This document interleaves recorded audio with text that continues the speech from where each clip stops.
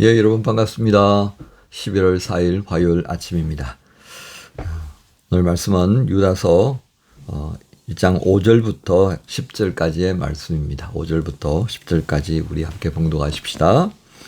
너희가 본래 모든 사실을 알고 있으나 내가 너희로 다시 생각나게 하고자 하노라. 주께서 백성을 애굽에서 구원하여 내시고 후에 믿지 아니하는 자들을 멸하셨으며 또 자기 지위를 지키지 아니하고 자기 처소를 떠난 천사들을 큰 날의 심판까지 영원한 결박으로 흑암에 가두셨으며 소돔과 고모라와 그 이웃 도시들도 그들과 같은 행동으로 음란하며 다른 육체를 따라가다가 영원한 불의 형벌을 받음으로 거울이 되었느니라. 그러한데 꿈꾸는 이 사람들도 그와 같이 육체를 더럽히며 권위를 업신여기며 영광을 비방하는도다.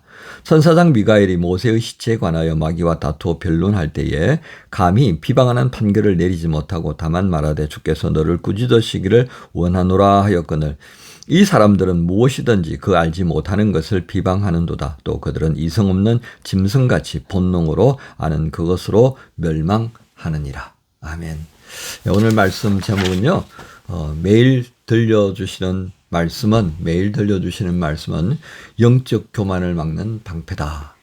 예, 또는 영적 교만을 막는 방패로 주신 말씀. 이렇게 해도 되겠습니다. 영적 교만을 막는 방패로 주신 말씀. 이렇게. 후자가 좀 더 낫죠. 그죠? 예. 자, 오늘 말씀은요, 월요일 날 주셨던 말씀에 연결됩니다. 주셨던 말씀은 영적 싸움의 자리에 있는 거죠. 그죠? 그래서 바른 믿음을 위해서 싸우라는 겁니다. 우리가 단번에 얻었던 그 믿음. 일반적으로 예수 믿으면 구원 얻는 그 구원. 또 그렇기 때문에 우리의 믿음을 흔들고 말씀에서 떠나게 만드는 이 이단, 영지주의자들의 그 지식이라는 것과 싸워야 한다. 한 번만 싸우는 게 아니라 계속 싸워야 한다. 그런 말씀이었습니다.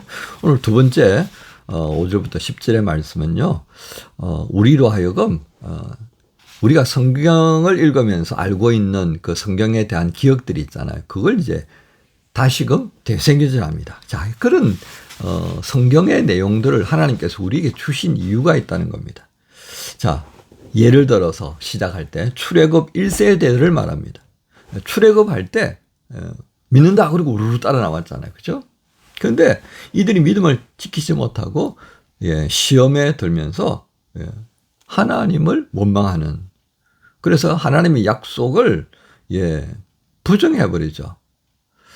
그래서 이스라엘 백성들은 오히려 그 팔레스타인 땅에 정탐꾼으로 보내고 그 소식들이 하나님께서 주신 약속을 확인하는 것이 아니라 그 약속이 실현 불가능하다라고 하는 어리석은 말을 합니다. 그래서 가데스 바네아 사건이죠. 그러자 하나님께서 그래 좋다 너희들 말대로 내가 그렇게 해주마. 그래서 광야 1사대는 소위 말하는 여호수아와 갈렙을 남기고서는요 아무도 그 팔레스타인 땅에 들어가지 못하는 불행을 갖습니다. 또 모세와 아론 그것에 대한 책임을 묻는 그런 자리에 서게 되어졌죠. 그래서 광야 1세대들은 몽땅 광야에서 다 망합니다. 두 번째는요, 이 자기 자리를 떠난 천사들의 어리석음에 대한 말씀을 해주십니다. 그래서 이 말씀의 내용들은 그 구약 성경에서 공식 성경으로 채택되지 않은 여러 가지 형태의 문서들이 있습니다.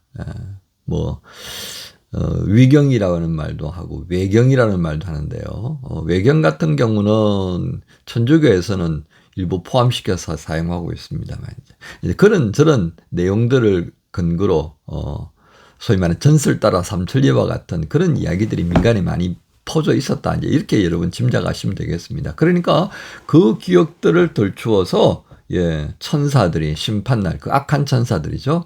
그죠? 이 악한 천사들은 나중에 다 심판 날이 있는데 그때까지 가두어져 있다. 그게 소위 말하는 그 소돔과 고모라가 하나님의 심판 때 왕창 망하지 않았느냐. 그 심판의 이야기들이 이와 같이 너희들 속에 또 기억되어져야 한다. 자, 그러면서 9절에 천사장 미가엘이 하는 이제 그 전설 따라 삼천리 얘기를 합니다. 성경학자들은 이제 우리 개신교에서는 전혀 언급하지 않는데요. 에녹스가 민간에 많이 퍼진 그런 배경이 있는 것 같습니다. 이 미가엘이 이제 모세의 시신을 두고 사단과 다툴 때 그 사단은요 막 온갖 비난을 다 들이대면서 이 죄를 범하고 소위 살인죄를 범하고 죽은 모세가 자신의 몫이다라고 주장하니까 미가엘이 이제 허락하지 않죠. 그러다가 미가엘은 하나님께서 너를 판단하기를 원한다. 이렇게 말씀하는 거예요. 자, 이게 어떤 배경입니까? 영지주의자들은 교회를 엄청 비방합니다. 자신들의 그노스 지식을 인정하지 않는 그걸 보고 거짓이라고 막 비방하기 시작한 거죠. 그러자 유다가 말합니다. 야, 너희가 뭔데 교회를 비방하냐? 이 교회는 그리스도의 몸이다. 사단과 미가엘 천사가 싸울 때 미가엘도 이 사단을 향하여서 비방하지 않았다. 사단은 비방했지만 미가엘은 그러지 않았다. 그런데 어떻게 너희가 하물며 비방하는 말을 입에 담느냐? 너희들은 더 악한 자들이다. 이런 반증이 되겠습니다. 자, 그러면서 이들이 가지고 있는 문제점들을 다 우리가 기억해야 된다. 성경에서 이들에 대하여서 뭐라고 했느냐. 자, 그럼에도 불구하고 너희도 성경 알고 있잖아, 그지? 이런 분명한 내용들을 저들도 기억해야 될 텐데 그것을 기억 안 하고 싶어 하는 것 같다. 왜 그럴까? 10절에 보면 짐승과 같은 본능만 남았기 때문에 그렇습니다. 이제 이렇게 정리한 거예요. 짐승과 같은 본능만 남았으니까 너희들 비방하고 협박하고 내쫓아내려고 그러고 그러는 거야. 여러분 여기서 짐승의 본능은 뭐예요? 짐승은 딱 두 가지만 가지. 먹을 수 있느냐? 먹을 수 없는 거냐? 그럼 지금 먹을 거냐? 나중에 먹을 거냐? 그거예요. 그죠? 사자, 호랑이 보세요. 배가 고프지는 않지만 딱 잡아뒀다가 딱 보관해 두잖아요. 천천히 먹잖아요. 딱 그겁니다. 본능. 그러니까 지금 유다가 지적했던 이 본능의 차원은 어떤 거예요? 이 교회에 있는 성도들이 우리 영주주의자들의 이야기를 따라올 수 있을까? 그러면 친하게 대해주는 거예요. 안 따라온다? 그러면 그냥 사납게 몰아치고 비방하고 물어뜯고 하는. 그러니까 그걸 보고서 짐승의 본능으로 정리를 한 것입니다. 자, 우리는 오늘 이 말씀들을 쭉 읽으면서요. 유다서에서 5절에 시작될 때 다시 한번 볼까? 뭐라고 그랬죠? 너희가 본래 모든 사실을 알고 있으나 내가 너희로 다시 생각나게 하고자 하노라. 여러분 이것에 주목하십시다.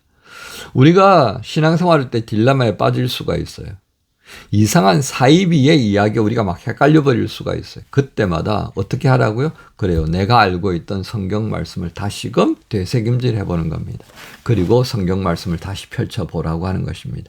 그 속에 성경에 기록된 수많은 어리석은 자들의 말로가 어떠했는가를 우리가 볼 수 있는 것입니다.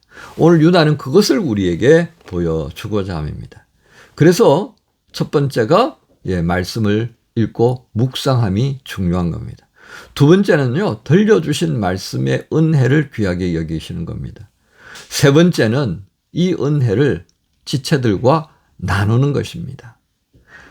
내가 받은 은혜를 지체들과 나누는 것이 주저될 때요, 신앙이 자랄까요?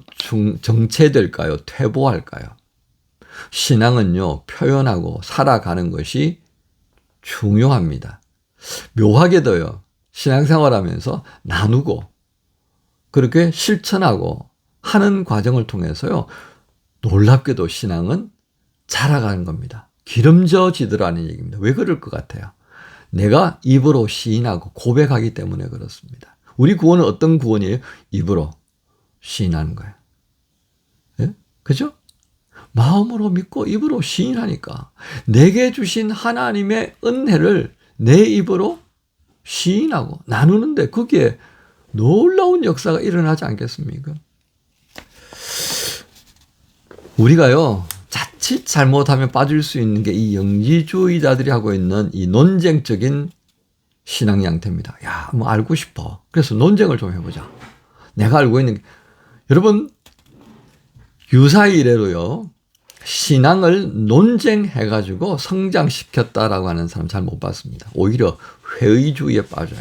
신앙은요, 하나님을 내 삶에 모시고요, 그분의 말씀을 행하는 거고요, 나누는 것입니다. 그 속에서 놀라운 영적 경험들이 나타나는 겁니다. 그래서 독일 교회가 종교개혁 이후로 한 200년간 지나는 동안에 어느덧 이런 토론 중심의 모임이 막 생겨났다고 그럽니다. 실천보다는 이런 말 중심의 신앙이 자리 잡아갔던 거죠. 이게 교회의 위기가 되어집니다. 소위 말하는 교회가요, 은혜가 점점 사라져가는 거예요. 그러니까 사람들의 마음이 냉랭해지고요, 교회를 떠나기 시작하고요. 그렇게 된 거예요. 그것을 보고 경건한 목사님, 필립 슈페너 목사가 교회 안에 작은 교회 운동을 시작합니다. 논쟁은 하지 말자. 말씀을 묵상하고 우리가 받은 그 말씀의 은혜를 나누는 그것이 우리의 주 과제다. 그리고 말씀의 은혜를 따라서 우리가 함께 기도하자. 이렇게 되어져 가니까 교회가 살아나기 시작한 겁니다. 이걸 경건주의 운동이라고 생각하는 거죠. 이단과 사이비가 조용하게 스며들어오는 그것은 말이죠, 이러한 말씀 묵상과 또 은혜 나눔이 중단된 것이다 라고 하겠습니다. 안다고 하는 이들이 많아질 때 이런 일이 일어났습니다. 말씀은요, 안다고 하는 것이 아니라 듣는 겁니다. 그리고 말씀은 안다고 하는 것이 아니라 행하는 것입니다. 그리고 내일도 여전히 변함없이 내 삶의 자리에서 주께 귀를 기울여 듣는 자가 되는 것이 건강한 신앙인의 모습입니다. 우리가 생기는 신앙생활을 기대합니다. 그렇다면 이 은혜를 나누고 서로 받은 것에 대해서 감사하는 그 자리를 만들어 가야 합니다. 차 한 잔을 놓고서도 감사할 수 있는, 함께 기도 제목을 나눌 수 있는, 누가 만들겠습니까? 내가 만들어 가야 합니다. 아유, 내가 이런 기도 제목이 하면 웃겠지. 그럼 웃으라고 하세요. 근데 그거 한 번, 두 번 되다 보면요, 감사가 생겨나고요, 그 자리에 성령의 역사하는 가운데 은혜가 넘쳐납니다. 판단은요, 주님께 맡기십시다. 비난도 주님께 맡기십시다. 우리가 할 수 있는 것은요, 감사를 나누고 은혜를 나누는 것입니다. 감사가 없고 은혜가 없는 곳에 영적 곰팡이가 자라는 것을 우리가 기억하면서 오늘 말씀, 우리가 알고 있는 것들을 끝없이 생각나게 하려고 하는, 움직이게 하려고 하는 성령의 인도하심 앞에 기뻐함으로 순종하며 나아가십시다. 화요일 여러분의 모든 삶을 주님께서 축복하고 함께 동행하십니다. 하나님 감사합니다. 오늘도 우리에게 주시는 말씀이 나를 지켜주는 영적 방패인 것을 또 한번 알게 하신 주여, 알고 있는 것들을 기억나게 하고 깨닫게 하며 그것을 행하도록 도우시는 성령님과 함께하는 화요일 되게 해 주옵소서. 지체들과 감사를 나누고 은혜를 나누며 기도의 제목을 나누는 일에 부지런한 마음도 함께 더하여 주옵소서. 예수님 이름으로 기도합니다. 아멘.